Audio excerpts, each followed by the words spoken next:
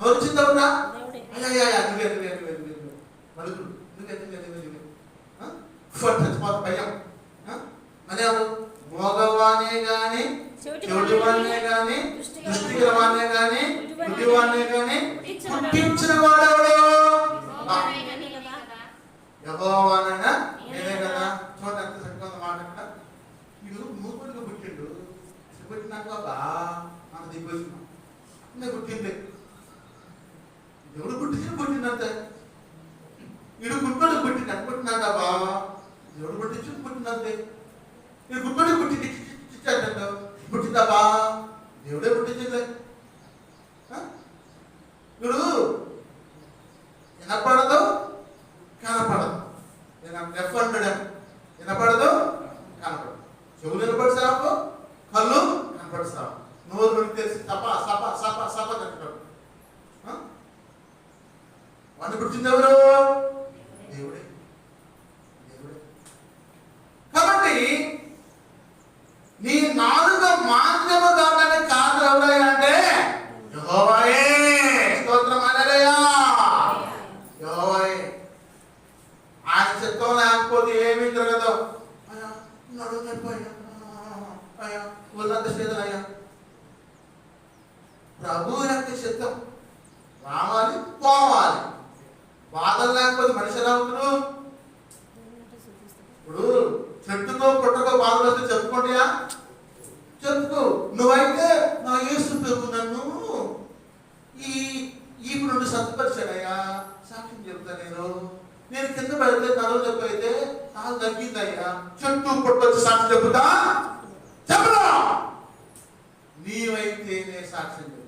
అందుకనే మనుషులు భరించే బాధలు నేను ఇచ్చా గానీ భరించలేని బాధలు నీకు నేను ఎవరు. చూసారా? నాకు నడువు నొప్పి, మోకాలు నొప్పులు, కాలు నొప్పులు, కీళ్ళ నొప్పులు ఎవరు భరిస్తారే కానీ మనమే. మన బాధలు భరిస్తారమ్మా. ఆ వంట తెచ్చి ఏందయ్యో అటు బాధపడుతున్నావు, అటు బాధపడుతుంది. నాకన్నా వస్తే బాగుంది ఆ బాధ. వడ్డిదే నాకన్నా వస్తే బాగుంది ఆ బాధ. ఎవరికి ఇచ్చే బాధ, వ్యాధి, సంతోషము, సమాధానము, దీర్ఘశాంతము, దయాళత్వము, మంచితనము దేవుడు ఇచ్చేవాడు.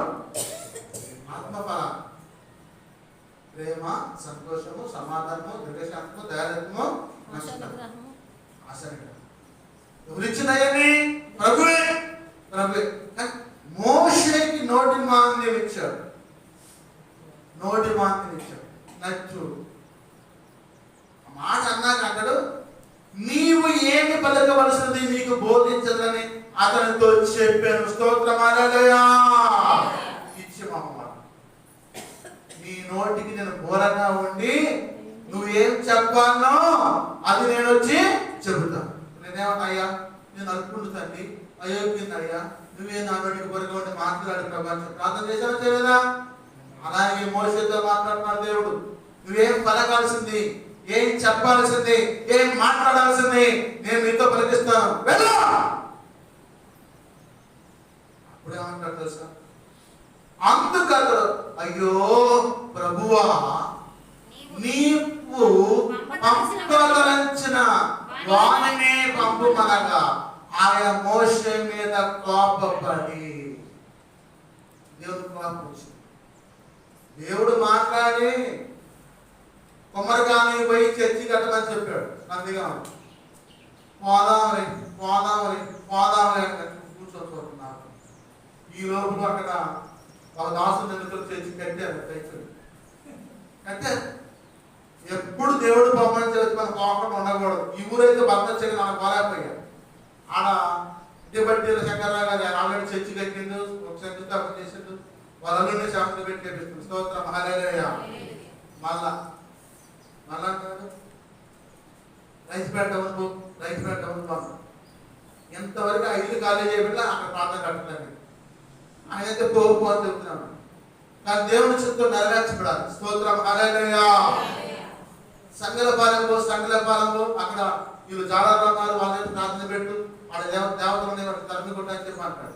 పోయ్యా వాళ్ళు నన్ను తరిమి పెట్టారు, వాళ్ళు నన్ను తరిగి సంకటాల ప్రాంతం మా దేవతలు ఉంటే దగ్గర జ్ఞానం అని చెప్పి ఆడ పెడితే ఆ లేపారు వచ్చి ఆడ పెడితే ఆడ లేపారు. దేవుడు చిత్తం ఉన్నది ఎప్పుడు నిరర్థకం కాదు. ఎప్పుడైతే సరే మనం చర్చి కడతాం, ఆయన చూపించిన ప్లేస్ అది. హనుమంతరావు గారు అని చెప్పి వచ్చేవాడు అమ్మచ్చి మాట్లాడు. ఆయన ఇదే అర్థం, నేను నువ్వు చచ్చిపోతే మారేయని చెప్పి మాట్లాడారు.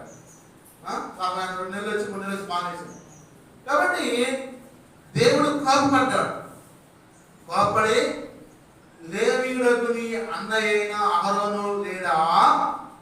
అప్పుడు చెప్తున్నాడు దేవుడు, మోషే లేవీ వర్గం నుంచి వచ్చాడు అన్న అహరోను అన్నాడు కదా, మీ నోటికి తోడుగా ఉంటాడు కదా అని చెప్పి దేవుడు జ్ఞాపకం కాదు. అప్పుడు దానికి జ్ఞాపకం అట్లా మావాడికి మన అన్నయ్య ఉన్నవాడు మాట్లాడుతున్నా మాట కాదని చెప్పి అర్థం కావట్లా లేదా అతను బాగుగా మాట్లాడగలని నేను అడుగుతున్న స్తోత్రం హల్లెలూయా.